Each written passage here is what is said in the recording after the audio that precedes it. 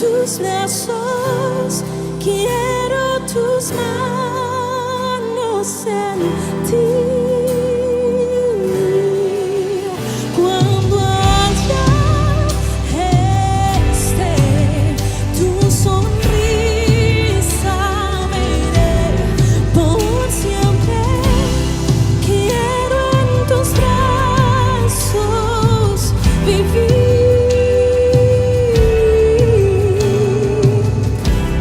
Quiero en tus brazos vivir.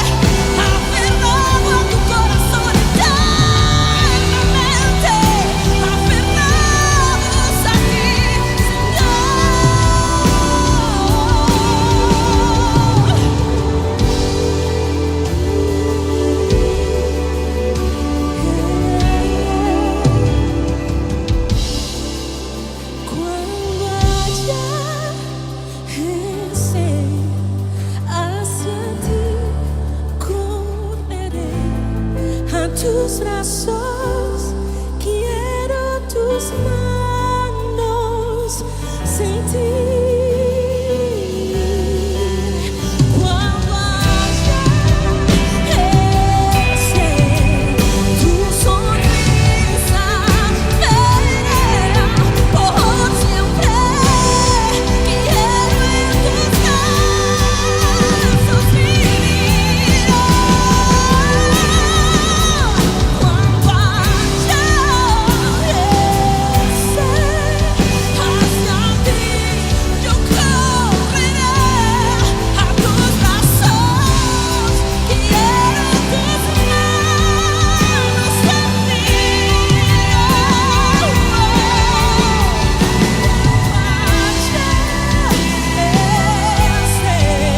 tu sonrisa, yo veré por siempre.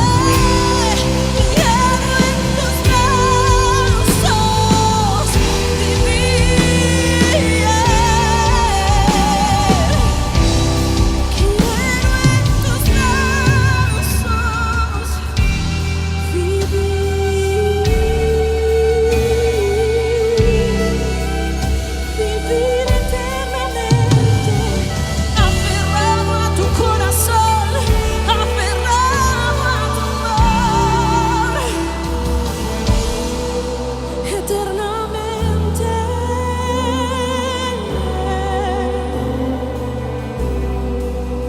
eternamente,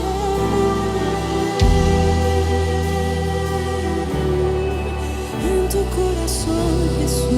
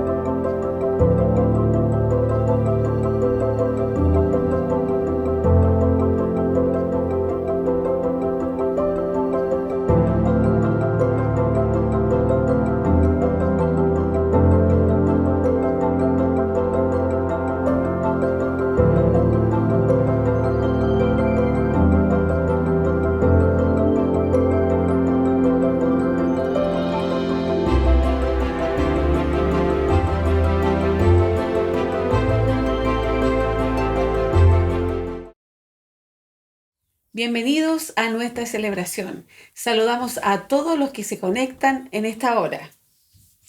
Así es, y como cada domingo le invitamos en esta hora a tener un tiempo de oración, a comenzar en la presencia del Señor. Así que te invito a dejar todo lo que estás haciendo y oremos en esta hora por este tiempo. Padre, te damos gracias, te bendecimos por este tiempo que nos permites estar frente a tu presencia, Señor, en esta celebración, Señor, en este culto, Señor, junto a CRI Chile, Padre. Te damos gracias, te pedimos, Señor, que bendigas cada familia, Señor, que está unida, Señor, a esta transmisión, unida, Señor, en un espíritu. Señor, que tu palabra, Señor, venga a nuestras vidas, Señor, y también disponemos nuestro corazón para ponernos delante de ti, Señor, y oír lo que tienes en este día para nosotros, Señor. Y también que recibas, Señor, la alabanza de tu iglesia, la alabanza de tu pueblo. En el nombre de Jesucristo, en este día, Señor, hay respuesta para todo aquel que tiene hambre de Dios. Te bendecimos y te damos gracias en el nombre de Jesús. Amén. Amén. Amén.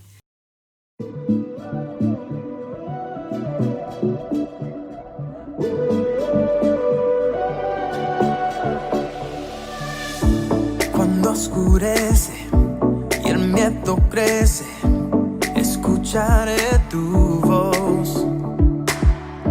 Si mi esperanza y fe se acaban, mi fuerza tú serás. Cuando creo que no hay valor en mí, Dios lo encuentro en ti.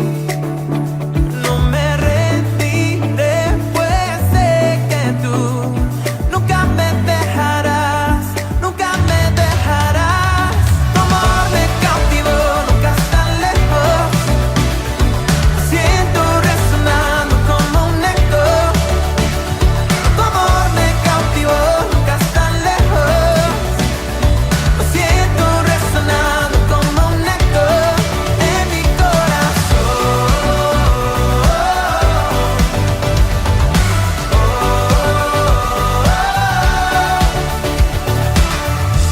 En cada etapa tú me recuerdas tus promesas a mí. No hay quien detenga lo que tú empiezas hasta que llegue al fin. Cuando creo que no hay valor en mí, Dios lo encuentro en ti.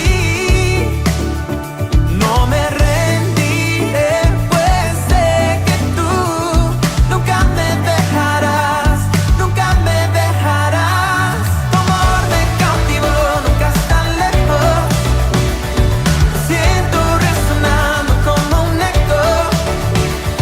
Tu amor me cautivó, nunca estás lejos. Siento resonando como un eco en mi corazón.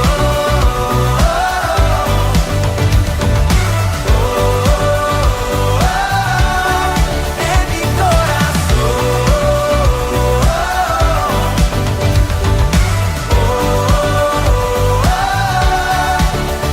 Cuando creo que no hay valor en mí, Dios lo encuentro en ti. No me rendiré, pues sé que tú nunca me dejarás, nunca me dejarás. Tu amor me cautivó, nunca estás lejos. Lo siento resonando como un eco. Tu amor me cautivó, nunca estás lejos. Lo siento resonar, resonar. ¡Ey! Tu amor me cautivó, nunca estás lejos.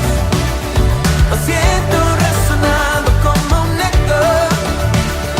Tu amor me cautivó, nunca estás lejos. Lo siento resonando como un eco en mi corazón.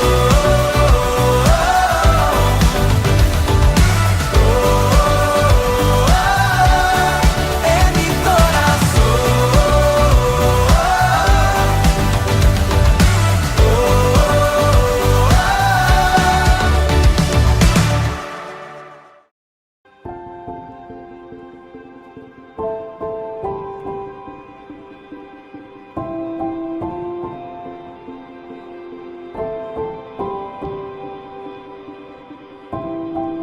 Mi Dios y Padre eterno, autor de la creación, poderoso.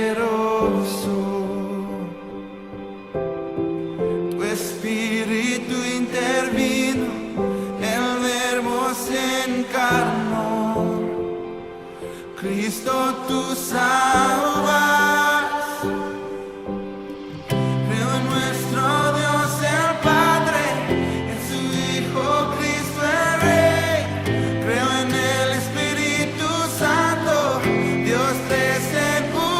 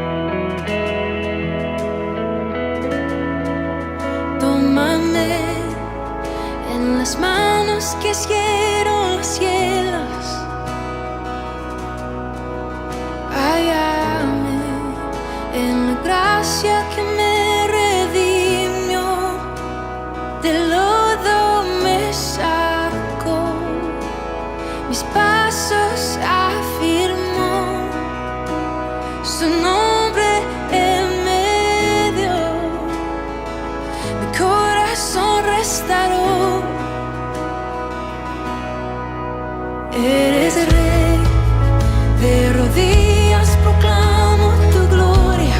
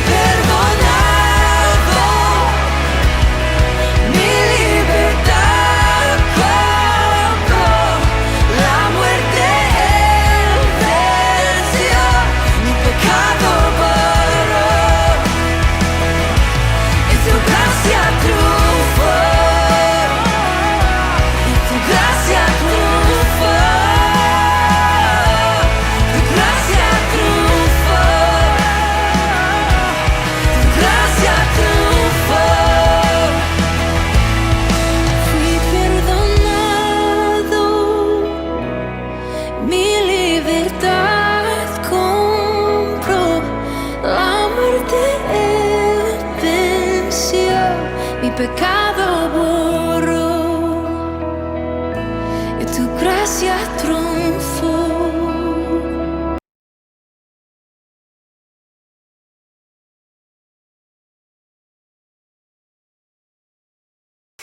Ahora vienen nuestros avisos. Martes 20 horas, Casa de Paz. Jueves 19:30 horas, Grupo de Crecimiento. Domingo 16 horas RI Kid por la plataforma de YouTube con las historietas bíblicas. Y 16:45 comienza la previa de la celebración de cada domingo por YouTube. También queremos saber de ti. Déjanos tus peticiones de oración a través de contactos@richile.cl y estaremos orando por tus necesidades. Vamos a la palabra, queridos hermanos. Así que dispóngase usted para oír y permitir que Dios hable a su corazón.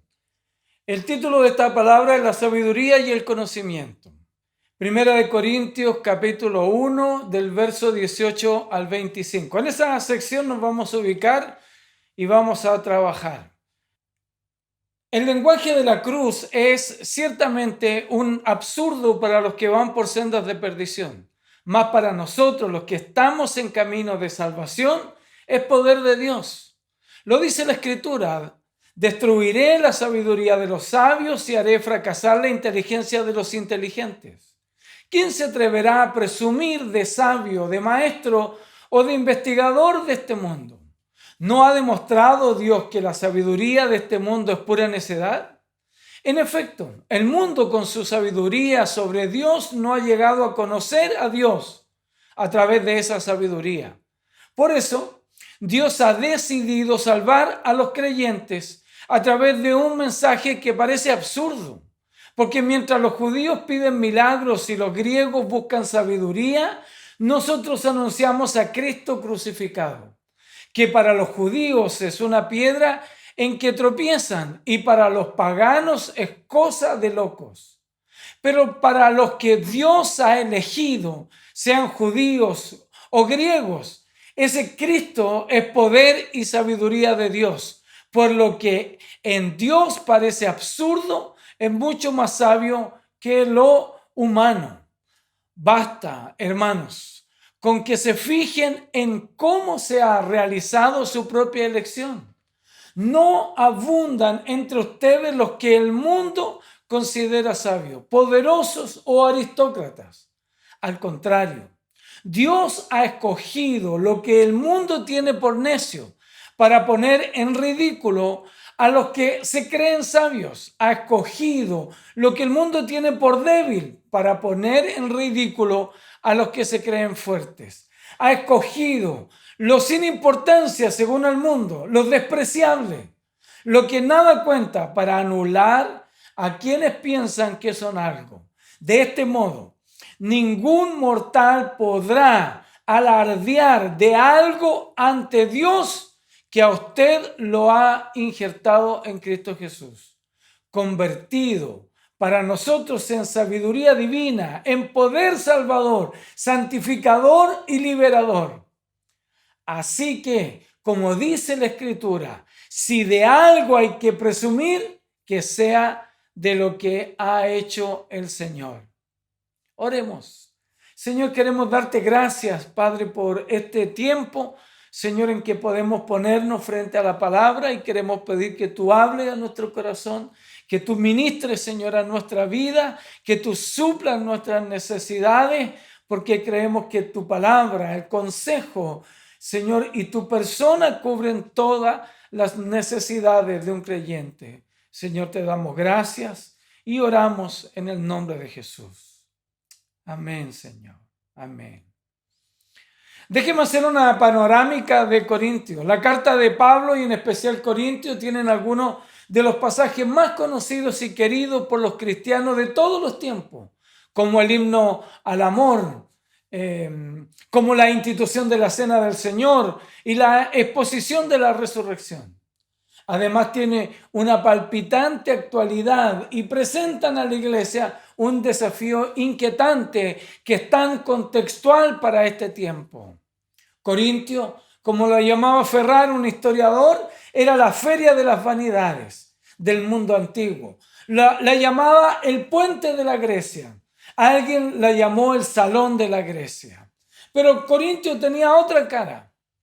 No solo la cara característica de la sabiduría, de la inteligencia, de la opulencia, sino también tenía una cara poco afable. Por un lado tenía fama de prosperidad comercial, pero por el otro era guarida de todos los males. Los griegos habían acuñado el término corintiarse, que significaba vivir una vida disoluta como los corintios. Su corrupción era conocida en todo el mundo. Era una ciudad-puerto y una ciudad muy antigua. Esta ciudad fue reedificada en parte de su historia. Y ahí se asentaron tanto judíos como griegos. Pablo se quedó en Corintio más que en ninguna otra ciudad, como también lo hizo en Éfeso. Cerca de 18 meses más o menos estuvo en Corintio. Si usted va al libro de los Hechos, en el capítulo 18, usted va a poder ver ahí un relato resumido de toda la vivencia del apóstol Pablo ahí y de la vida y de los límites que tuvo que vivir en esa ciudad de Corinto. El clima que había en ese entonces en la ciudad era de división y muchas de esas divisiones estaban dadas porque al interior de la iglesia le daban énfasis e importancia a la sabiduría y al conocimiento humano y muy poco a la sabiduría de Dios y a la gracia de Dios. Y el apóstol Pablo les responde que aun cuando haya entre ellos sabios, aún están en una etapa de niños en la fe. Se creían muy sabios, pero en realidad eran bebés en Cristo. Entonces, en este contexto y en esta panorámica, no solo había una agitación social, sino también al interior de la iglesia. El apóstol Pablo comienza en el verso 10 a exhortarles a estar unidos, que estén perfectamente unidos, dice la traducción. En este caso, el escritor usa un término médico que es que se suelten, se destraben en relación a los huesos trabados del cuerpo humano por una luxación. A eso se refiere que estén unidos, que estén perfectamente unidos, que no haya esta luxación que hace que se pierda la armonía del cuerpo. Esa es la relación que está haciendo ahí en el verso 10. Luego dice, en una misma mente. Y en una misma mente se refiere a entendimiento, a mente o a pensar. En otras palabras, lo que dice que haya un mismo parecer. Piensen lo mismo. No haya división en este pensamiento. La división estaba en la identificación personal con los distintos dones y gracias que el Señor estaba usando para edificar la iglesia de Corinto. Algunos decían yo soy de Apolo, otros decían yo soy de Cefas, de Pedro, y otros decían yo soy de Pablo. Y el apóstol Pablo siempre buscaba enseñar a través de hacer preguntas. Había una influencia filosófica. Recuerda usted que hacer filosofía es hacer preguntas a temas que no son conocidos. Bueno, el apóstol Pablo usa mucho eso. Entonces, el apóstol Pablo hace una pregunta. ¿Acaso Cristo está dividido? Entonces, ¿por qué? Para darnos a conocer o a darnos a entender que esa era la dificultad que estaba presente en la iglesia de Corinto. Y termina su defensa en este contexto de los primeros 10 versículos y termina su defensa en lo que usaré como introducción a la sección en la que vamos a trabajar y leímos. Dice, pues no me envió Cristo a bautizar. Y no está diciendo que no debía bautizar, no. Lo que él está diciendo es que la escritura como base de fe y de regla es por sobre el ritual. Por lo tanto, no hagan tanto énfasis En el culto, recuerde usted que en este mismo Corintio el apóstol Pablo corrige, por ejemplo, la Santa Cena. Entonces, lo que él está diciendo que Cristo no lo llamó solo para bautizar. La segunda cosa que vamos a ver aquí es que dice que lo llamó a predicar el evangelio y a predicar a Cristo crucificado. Dentro de las buenas nuevas de salvación, lo llamó a predicar a Cristo crucificado. ¿Por qué? Porque no solo habla del acto redentivo que le da inauguración a la escatología del Nuevo Testamento, sino también como el acto redentor glorioso donde Cristo entrega su vida por nosotros, la creación caída. Por lo tanto, predique el evangelio. Y la tercera cosa, no con sabiduría de palabras. Y es interesante porque el literal dice no con sabiduría humana. Y ahí en esta frase lo que usa es una desconstrucción del pensamiento griego en relación a ¿qué? A la sabiduría que estaba instalada en Corintio en relación a los griegos. Entonces le dice, no he venido con esa sabiduría. Más adelante él va a decir con poder. Esa palabra es dínamos y yo la voy dunamis y la voy a explicar un poco más adelante. Entonces desarrollemos esta sección en la que citamos. El verso 18 dice, pero la palabra de la cruz es locura a los que se pierden, pero a los que se salvan, esto es a nosotros, es poder de Dios. Entonces, la historia redentora de Dios representa un desafío en su comprensión para aquellos que quieren agregar un pensamiento humano, ritualizante y filosófico. Es imposible entenderlo desde estos tres aspectos. Es imposible entenderlo desde el pensamiento humano. Es difícil entenderlo desde el ritualismo separado de la palabra. Y es imposible entenderlo desde la filosofía. Déjeme acuñar esta frase. La reacción a la predicación de la cruz determina el destino. Déjeme decirlo de nuevo. La reacción a la predicación de la cruz determina el destino. Y déjeme recordarle otra vez el verso 18 para contextualizar a la frase. Pero la palabra de la cruz es locura a los que se pierden. Pero a los que se salvan, a nosotros, es poder de Dios. Por lo tanto, la determinación, la decisión que tomes en relación al llamamiento de Dios va a determinar tu destino. El apóstol Pablo usa una palabra que está en Isaías 29:14. Por tanto dice, he aquí nuevamente excitaré yo la admiración de este pueblo con un prodigio grande y espantoso. ¿Cuál será ese prodigio grande y espantoso? Está hablando de la cruz, está hablando del sacrificio de Cristo, está hablando del Verbo encarnado.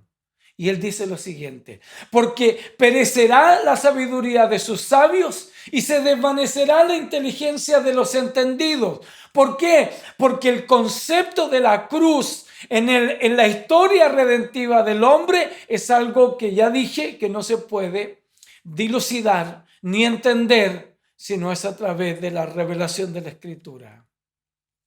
Entonces, tanto en los cultos griegos como en los piadosos judíos, lo que hablaban y predicaban los cristianos les parecía necedad.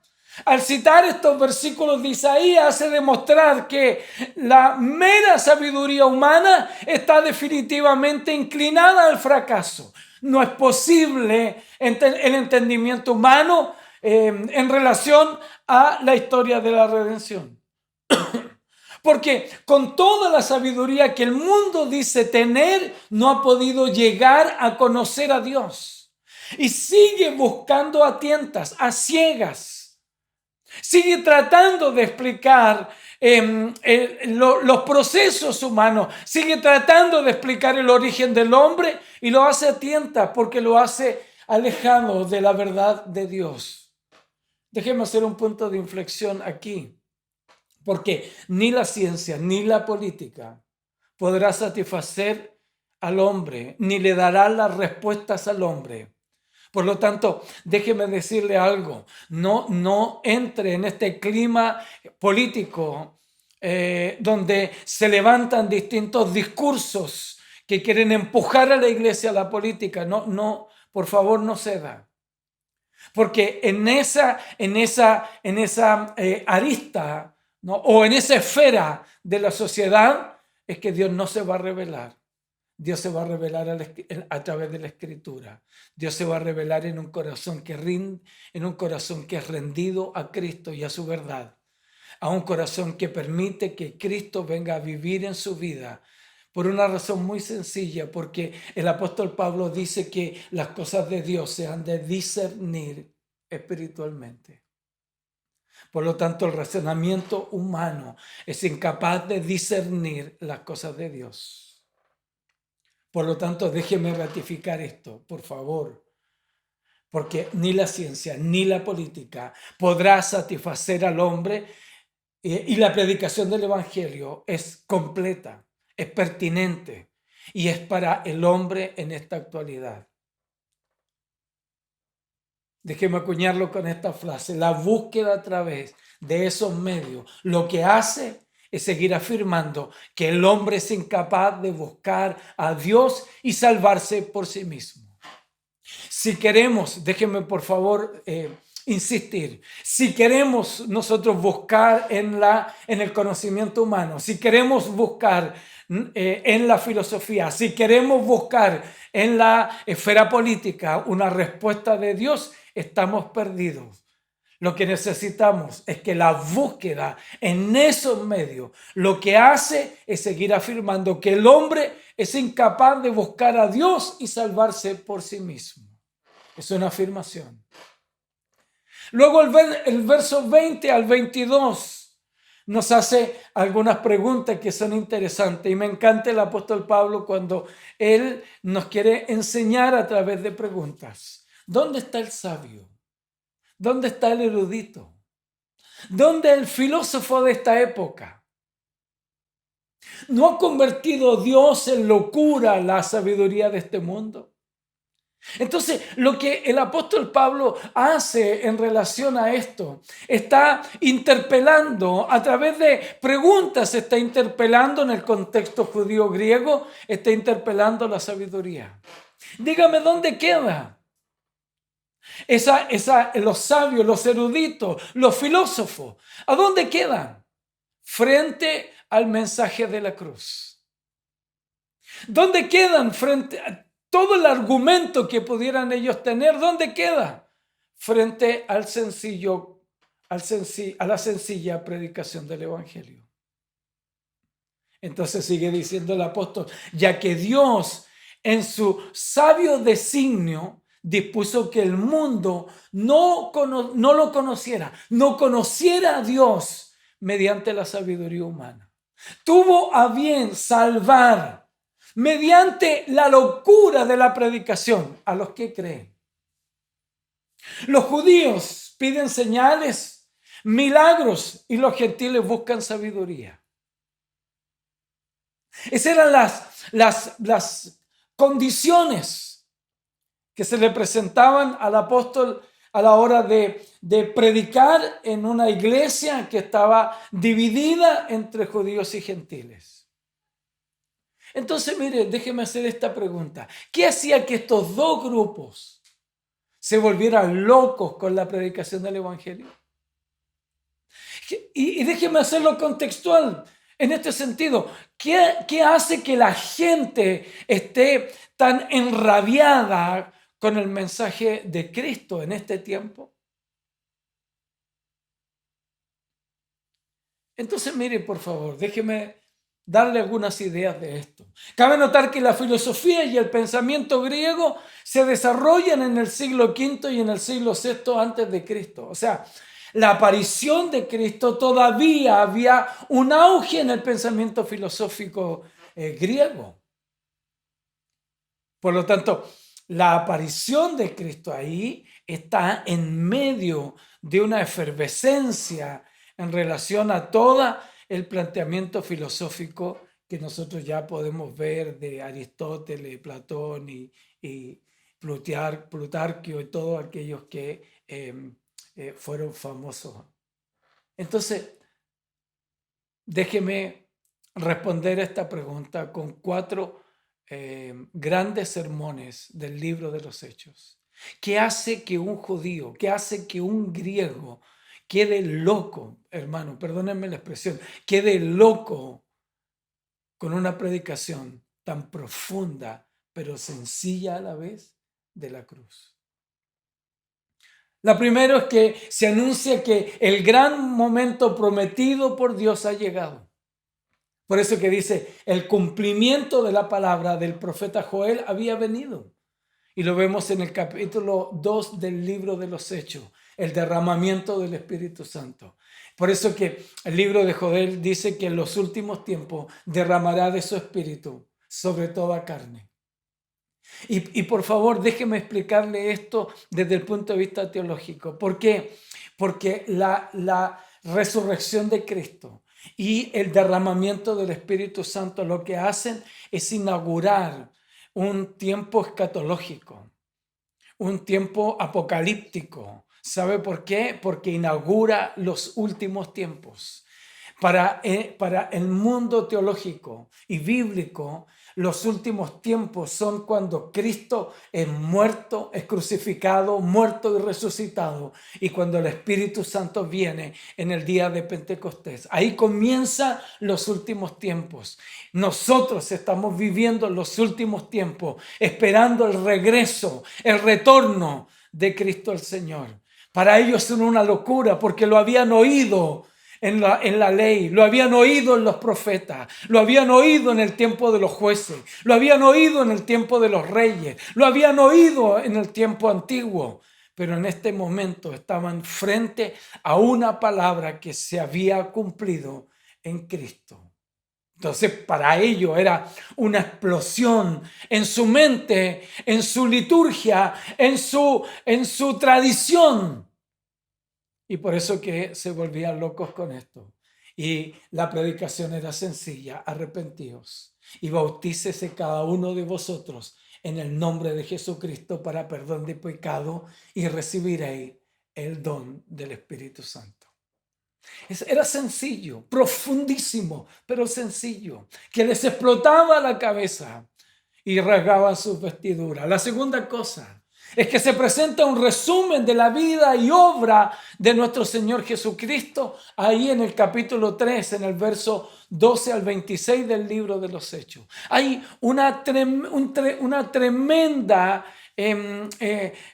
tremendo resumen de lo que fue la vida y obra del Señor Jesús, la pasión, la muerte, la resurrección de Cristo. Y para los judíos era locura. Y escúchenme, ¿sabe por qué? Por un dato interesante. ¿Sabe por qué? Porque en la concepción de los dioses griegos, los dioses bajaban del Olimpo. ¿Sabe para qué? Para poder gozarse de este mundo terrenal. Y por eso es que uno ve a los dioses ahí vestidos, llenos de cuerpos exuberantes, disfrutando de frutos y una serie de cosas. ¿Por qué? Porque para los griegos los dioses venían y bajaban del monte del Olimpo. ¿A qué? A disfrutar. Sin embargo, no podían entender y les era absolutamente inentendible que el rey de los judíos hubiera bajado, hubiera muerto y hubiera sido crucificado. No les cabía en la cabeza. Por eso no podían aceptar a Cristo como el Mesías. Número 3. Se afirma que todo aquello ha sido cumplido de acuerdo a las profecías anteriores. Y usted lo puede ver en el capítulo 4 del verso 8 al 12. ¿Sabe? La cruz tiene una multiplicidad de repercusiones teológicas, de repercusiones eternas y de repercusiones escatológicas. No solo Él perdonó nuestros pecados, sino que abrió un mundo escritural. Él abrió una etapa distinta. Él abrió de cómo de cómo su mensaje debía ser pragmado en el corazón de la gente, de cómo iba a ser movilizado y iba a ser a través de la iglesia, y de cómo Dios se iba a preocupar de preservar a la iglesia para el día de su redención. Eso habla en este Hechos capítulo 4. ¿Sabe lo que significa? Que todo lo que oyeron, todo lo que se anticipó desde Génesis hasta la aparición del Verbo encarnado, lo estaban viendo en ese minuto. El cumplimiento de la ley y de las promesas. Número 4, se anuncia que Jesús volverá otra vez. Y eso, perdónenme la expresión, querido hermano, es una explosión en el cerebro. Pero también es una explosión en la mente y en la tradición de los judíos. Para los judíos este era un escándalo ininteligible por dos razones. Para ellos era inaceptable era inaceptable el que uno que había muerto en la cruz pudiera ser escogido como el Hijo de Dios. No era posible. ¿Sabe por qué? Porque ellos citaban la ley en Deuteronomio 21:23, dice que maldito es por Dios aquel que es colgado en un madero. Por lo tanto, era imposible que ellos pudieran asociar a Cristo con el Mesías. Para los judíos la crucifixión descartaba de inmediato que Jesús era el Hijo de Dios. Número 2, los judíos no querían más que señales. Cuando llegara la edad dorada de Dios, se esperaba que se produjeran hechos sorprendentes, sobrenaturales. Y por esas razones que hoy tenemos una disminución de ellos. ¿Sabe por qué? Porque nosotros tenemos la revelación escritural. Sin embargo, en el tiempo de Jesús debía entrar con poder, con autoridad, con la sobrenaturalidad. ¿Sabe por qué? Porque los judíos lo que hacían era esperar señales. Y Dios le estaba dando señales concretas de ser el Hijo de Dios. Para los griegos, ellos pensaban que ese mensaje no tenía el menor sentido. También dos razones, déjeme esgrimir aquí. Una, para los griegos, la cualidad característica de Dios era la apatheia, que quería decir mucho más que su derivación en español, apatía, era mucho más que la apatía. ¿Qué significa? Quería decir una incapacidad total para sentir. Por lo tanto, la característica de un Dios es que no se podía compadecer. No podía tener misericordia. No podía. ¿Y por qué? Porque lo razonaban los griegos diciendo que si Dios pudiera sentir alegría o tristeza, eso quería decir que algo pudiera afectar su vida. Y si algo afecta su vida, Él deja de ser Dios.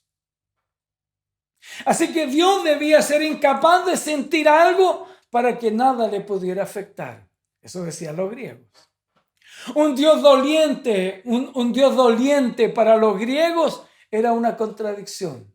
Plutarco declara que era insultar a Dios el implicarlo en los asuntos humanos. Por necesidad, Dios era inasequible. La mera idea de una encarnación, de que Dios se hiciera hombre, era repulsiva para la mentalidad griega.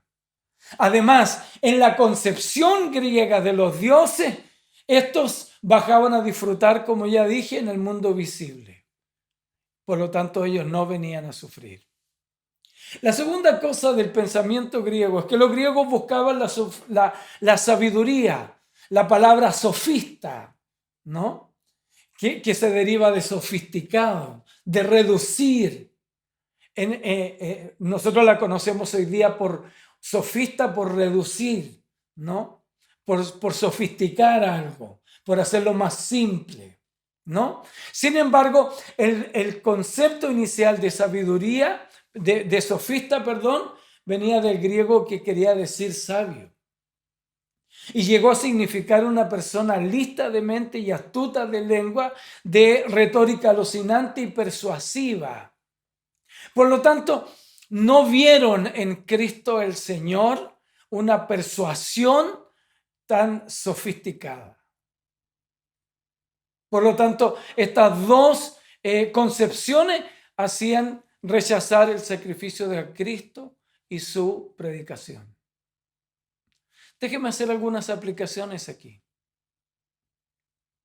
Si quiere tomar nota sería bueno. Lo primero, ¿qué podemos decir aquí? Es que se hace necesaria una comprensión profunda de quién es Dios para nosotros, para poder discernir los tiempos en los que vivimos y las ideas anticristianas y anticristo que estamos observando en el tiempo de hoy. Lo segundo es que la naturaleza de Dios que tenemos nos permite visualizar que los principios de Dios son diametralmente opuestos a los principios del mundo. La Escritura señala que el reino de Dios no es de este mundo, en Juan 18. Lo tercero, por lo anterior, no es posible entender su reino y la iglesia desde una percepción humana, porque ésta trasciende a la comprensión del hombre natural. Las cosas de Dios se han de discernir espiritualmente. 4. Plantear establecer el reino de Dios a través de mecanismos humanos, tales como la política, significa sencillamente una reducción del Evangelio Santo y sublime de Cristo. ¿Por qué los judíos piden señales y los griegos buscan sabiduría? Ya esbocé desde la perspectiva griega. Con relación a las señales que exigían los judíos, estaba dado en el contexto de la revelación progresiva que Dios tuvo que emplear para darse a conocer a su pueblo.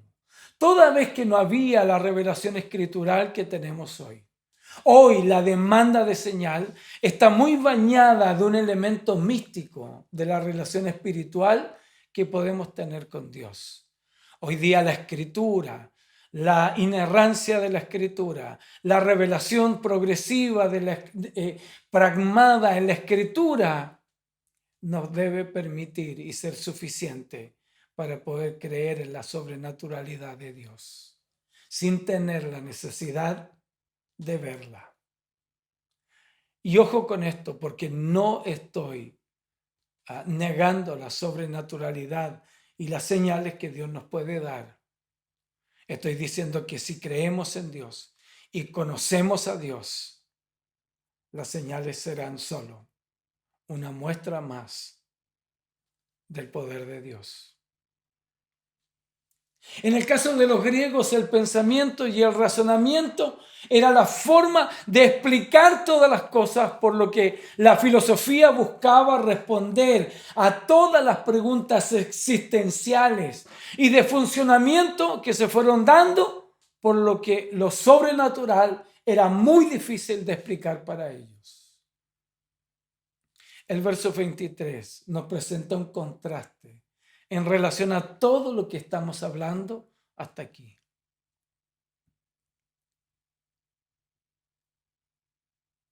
El verso 23 dice, pero nosotros predicamos a Cristo crucificado. Para los judíos ciertamente tropezadero y para los gentiles locura. Déjeme solo hacer dos cosas con esto. Tropezadero, ¿por qué? Por la fuerte influencia cultural del pueblo judío. Y locura, ¿no? Lo aduce a una patología mental, porque lo deriva desde el razonamiento griego. Por todo lo que hemos estado hablando, se hacía muy difícil la comprensión del mensaje para estos dos grupos. Más para los llamados. Y aquí me encanta porque cambia la dirección en el verso 24 y 25. Más para los llamados, así judíos como griegos, Cristo, poder de Dios y sabiduría de Dios. Poder de Dios y sabiduría de Dios. Otra vez responde a los griegos, poder de Dios. Está respondiendo a los judíos. Sabiduría de Dios está respondiendo a los griegos. Porque lo insensato de Dios es más sabio que los hombres y lo débil de Dios es más fuerte que los hombres. Ese conector que usa para plantear un contraste e incluirnos es la palabra más. Por eso que dice más para los llamados, para nosotros. Y ahí comienza a hablar de nosotros. Aquí el apóstol Pablo cambia de dirección en la exposición. Durante todo el tiempo estuvo hablando hacia ellos, hacia los judíos y a los griegos. Pero ahora nos habla a nosotros y nos dice, a los que hemos sido llamados, el evangelio y la predicación significa otra cosa, absolutamente distinta. Dice, es poder. Y esa palabra es dunamis, eficacia, fuerza, poder, milagro en sí mismo. Eso significa dunamis. En otras palabras, el literal diría, para los que Dios ha llamado, sean judíos o griegos, este Mesías es el poder y la sabiduría de Dios. En otras palabras, lo que el apóstol está diciendo es que los judíos demandan señales y los griegos sabiduría, pero para nosotros la señal es el poder. Es cómo Cristo entra al mundo. Es cómo Dios ha tejido la historia de la redención y cómo Cristo irrumpe en la historia. Recuerde usted el verbo encarnado, despojado, vaciado de toda su condición de Dios, muerto, crucificado. Ese poder es el poder que te da la predicación de la cruz. Más evidente como señal es Cristo, dice el apóstol Pablo. Y la sabiduría más alta es Cristo el Señor. Y ahí nos ayuda a entender la insensatez y la debilidad del mundo. En otras palabras, el mensaje de locura es Cristo el Señor. Y eso vuelve loco a los judíos por su tradición y a los griegos por su razonamiento. Porque no tiene que ver con que tú te sientas capaz, que tú eres el que tiene el poder, que tú puedes hacer tal o cual cosa. No. Él nos dice que si Cristo está en nosotros, insensatos y débiles como somos, estamos completos. Él se manifestará en nosotros en poder y sabiduría. ¿Por qué? Porque la revelación de Cristo, porque la entrada de Cristo al mundo obedece ¿a qué? Obedece a una estructura de poder y de sabiduría. Por lo tanto, al insensato y al débil que Dios llamó, al caído, como nosotros, el mensaje de la cruz es poder para transformar vida, para transformar corazones, para transformar realidades. Por eso Romanos 1:16 dice, porque no me avergüenzo del evangelio porque es poder, porque es Cristo, el poder de Dios para salvación a todo aquel que cree, al judío primeramente y después al griego. Colosenses 2:3 dice, en quien están escondidos todos los tesoros de la sabiduría y del conocimiento. ¿En quién están escondidos? En Cristo, el poder de Dios. Cristo, el poder de Dios. En Cristo entonces, en la predicación del evangelio, en Cristo estamos completos. No necesitamos nada más. Dios nos ha llamado a manifestar el reino de Dios, a entrar en él y manifestar las virtudes de aquel que nos llamó desde las tinieblas a su luz admirable. El poder de Dios, la acción de Dios de romper el universo, de entrar, de vaciarse en su condición de Dios, de morir, de resucitar, de volver otra vez, lo hacen el poder del evangelio. Por lo tanto, la predicación del evangelio es el poder de Dios. Y ese poder va a trastornar al mundo. Por lo tanto, nuestra labor, nuestra verdadera llamamiento es predicar el evangelio de Cristo el Señor. Oremos. Señor, te damos gracias, porque ni el conocimiento humano, porque ni la tradición significa algo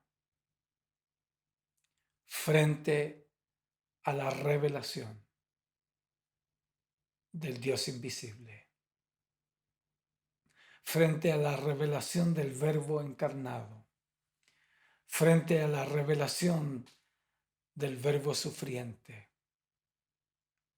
pero del Cristo victorioso, que vendrá a buscar a su pueblo en el día de la glorificación, que prometió preservarnos hasta ese día.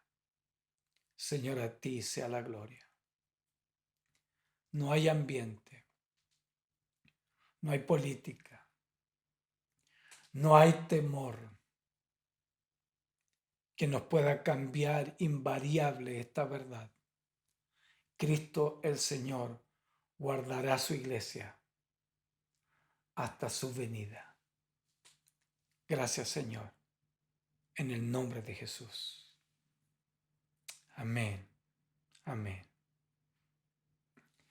Dios les bendiga, queridos hermanos. Estemos conectados y sigamos siendo iglesia.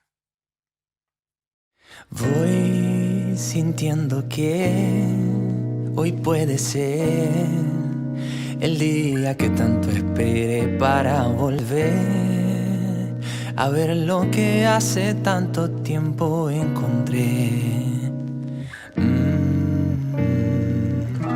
Solo necesito una voz que cante de frente sin temor.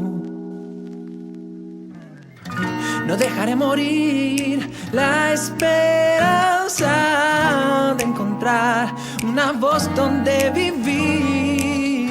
No dejaré morir la esperanza de encontrar una voz que cante